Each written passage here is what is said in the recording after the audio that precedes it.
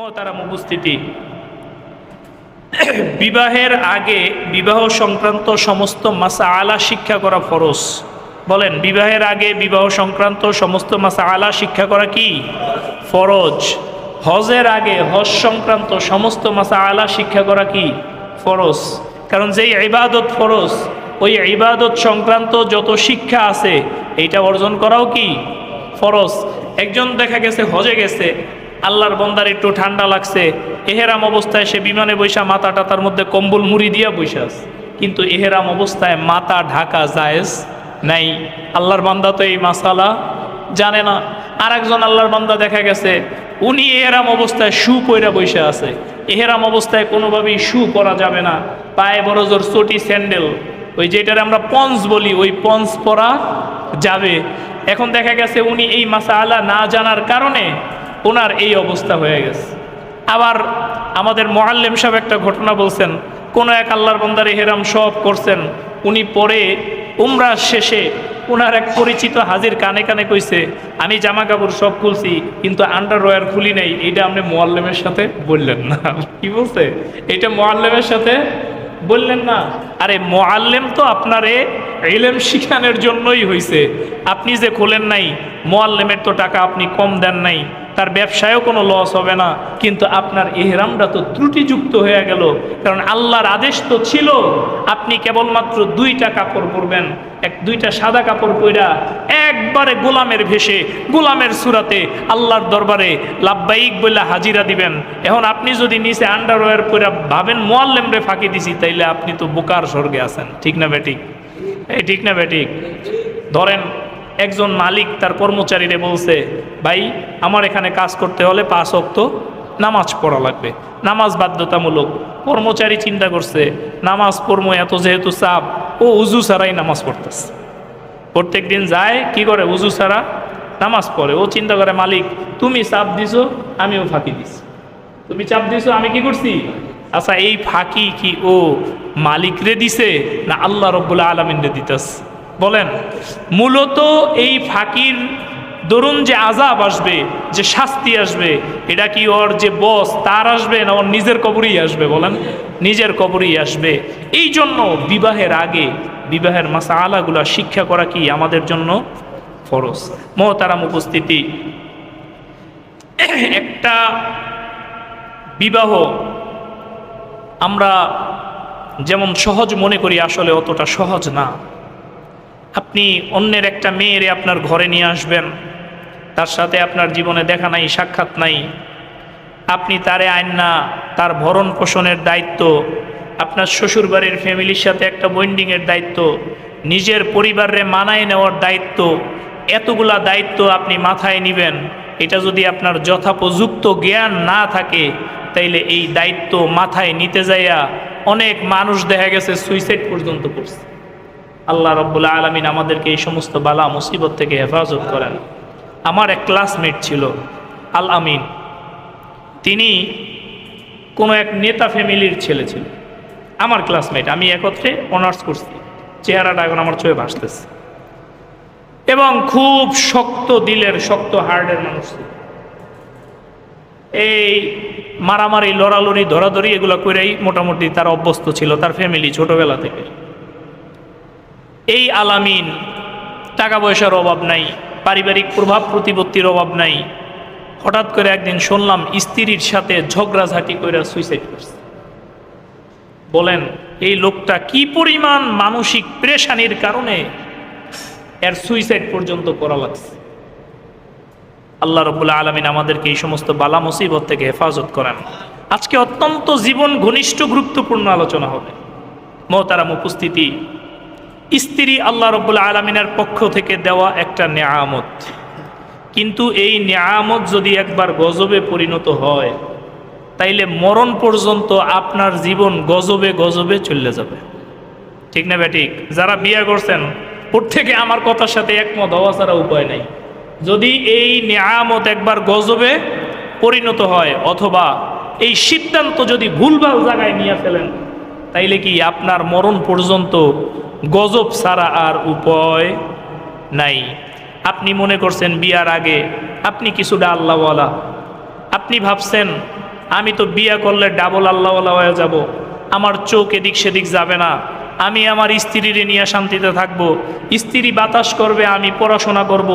এখন তো 2 হাত তুলি, তখন 4 হাত তুললে মোনাজাত করব, আল্লাহ না দিয়া যাবে কই? এরকম নানাবিধ চিন্তা ভাবনা করে আপনি বিয়ে করছেন।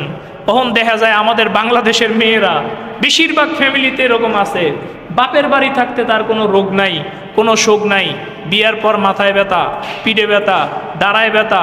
আল্লাহর বান্দা তো ভাবছিল 2 জনে মিললে লেখাপড়া করবে, এখন বউ লইয়া হসপিটাল দৌড়াইতে দৌড়াইতে ওর জীবন শেষ।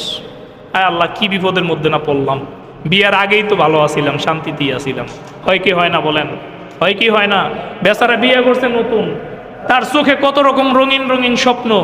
আল্লাহর বান্দার কি হসপিটাল দৌড়াইতে দৌড়াইতে তার জীবনের অর্ধেক শেষ। এই জন্য আসেন, বিবাহের আগে আপনার কি কি করণীয়, কি কি বর্জনীয়, এই বিষয়ে আলোচনা করি। বিবাহের আগে 1 নম্বরে আপনাকে নিজেকে মুত্তাকি ও পরেজগার হতে হবে। বলেন 1 নম্বর কি?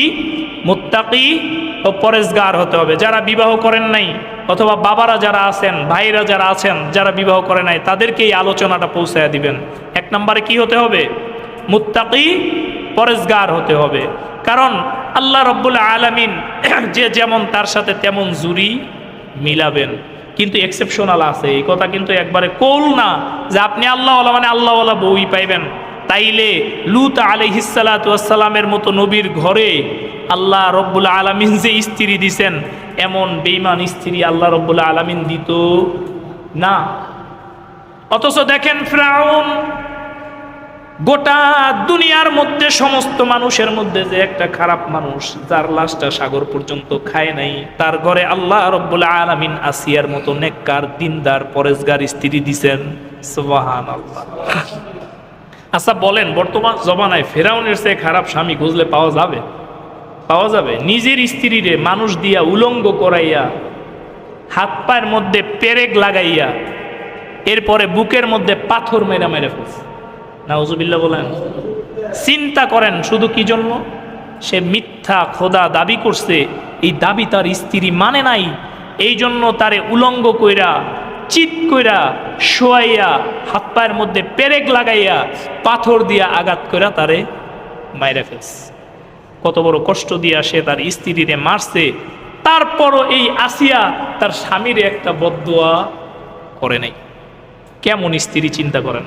আল্লাহ রাব্বুল আলামিন এই ধৈর্য দেখা পবিত্র কুরআনুল কারীমের মধ্যে তার স্ত্রীর এই ঘটনা বর্ণনা করছেন, বয়ান করছেন। সারা দুনিয়ার মানুষের জন্য এইটা একটা নিদর্শন স্বরূপ দিয়ে দিছেন। সুবহানাল্লাহ। শুধু তার স্ত্রীর কি দেখা? ধৈর্য দেখা সারা পৃথিবীর মানুষের জন্য নিদর্শন বানায় দিছেন। শুধু তাই না, আল্লাহ রাব্বুল আলামিন এই আসিয়ার জন্য জান্নাতের মধ্যে তার কাছাকাছি একটা বাড়ি বানায় দিছেন। সুবহানাল্লাহ। শুধুমাত্র কিসের জন্য? স্বামীর উপরে সবর করছে এই জন্য, আর কিছু না। আল্লাহর নবী সাল্লাল্লাহু আলাইহি ওয়াসাল্লাম বলেন, প্রত্যেক খুতবায় আমি এই হাদিসটা পড়ি, আইয়ু ইমরাতিন মাতাদ যাওজুহা আনহা রাদিন দাখালাল জান্নাহ। কোন স্ত্রী লোক যদি এই অবস্থায় মারা যায়, তার স্বামী তার উপরে খুশি, তাইলে সে জান্নাতে চলে যাবে। সুবহানাল্লাহ। আল্লাহর নবী বলতে পারতেন তাহাজ্জুদ পড়তে পড়তে মরলে জান্নাতে যাইবা। আল্লাহর নবী বলতে পারতেন কোরআন কারীম তেলাওয়াত করতে করতে মরলে জান্নাতে যাইবা। কিন্তু আল্লাহর নবী এর কিছু বলেন নাই, শুধু বলছেন যদি তুমি তোমার স্বামীরে খুশি করে মরো তাইলি জান্নাত। সুবহানাল্লাহ বিহামদি। তাইলে 1 নম্বরে কি পাইলাম? মুত্তাকি, পরেজগার হওয়া, বিবাহের আগে নিজেরে আল্লাহর জন্য প্রিপারেট করা। 2 নাম্বার, যারা বিবাহ করেন নাই তাদের জন্য বিশাল বড় এক সবক, আল্লাহর কাছে নেককার স্ত্রীর জন্য বেশি বেশি দোয়া করা। বলেন আল্লাহর কাছে কি? দিনদার নেককার ভালো স্ত্রীর জন্য বেশি বেশি দোয়া করা। দোয়াও আল্লাহ রাব্বুল আলামিন কুরআনুল কারীমে শিখায়া দিয়েছেন। সূরা ফুরকানের 74 নম্বর আয়াতের শেষ অংশে আল্লাহ রাব্বুল আলামিন বলেন, রব্বানা হাবলানা মিন আজওয়াজিনা ওয়া যুররিয়াতিনা। এই দোয়া তো আপনারা জানেন। এই দোয়া বেশি বেশি আল্লাহর কাছে করা, সকালে করা, সন্ধ্যায় করা। যারা বিবাহ করছেন তারাও এই দোয়া বেশি বেশি আল্লাহ রাব্বুল আলামিনের কাছে করতে থাকবেন, যাতে আপনার সাথে আপনার স্ত্রীর বন্ডিং ভালো হয়, পারিবারিক জীবনের অশান্তি, কলহ, দুঃখ, দুর্দশা দূর হয়। আল্লাহ রাব্বুল আলামিন হেফাজত করেন, বলি আমিন। যাদের অর্থনৈতিক সমস্যা তারা হয়তো মনে করতে পারেন আমি মনে হয় আমার স্ত্রীর ভরণ পোষণ ঠিকঠাক মতো দিতে পারি না, অথবা আমি তার মনোপুত করতে পারি না, তারে টাকা পয়সা দিয়া ওইভাবে চালাইতে পারি না, এই জন্য মনে হয় আমার ঘরে অশান্তি। তাইলে আর বিল গেটসের বউ তারে তালাক দেওয়া যাইতো না? বলেন, সারা দুনিয়ার মধ্যে শ্রেষ্ঠ ধনী, সারা দুনিয়ার মধ্যে কি, যার পার সেকেন্ডে $1,500, তার মানে বাংলাদেশি টাকার 1.5 লাখ টাকা ইনকাম হয়, তার বউ তারে তালাক দিয়ে গেছে। আচ্ছা কোন এই বেটার অভাব থাকে? আমার একটু বুঝান, এই বেটার অভাবটা কি? আমাদের ডানে বামে তাকাইলেও দেখা যাবে বিশাল ক্ষমতাধর এলাকায়, আমি নাম বলবো না, এলাকায় সবাই তারে সালাম দেয়, বাংলাদেশ ব্যাপী তারে চিনে, তার বউ তারে তালাক দিয়ে গেছে।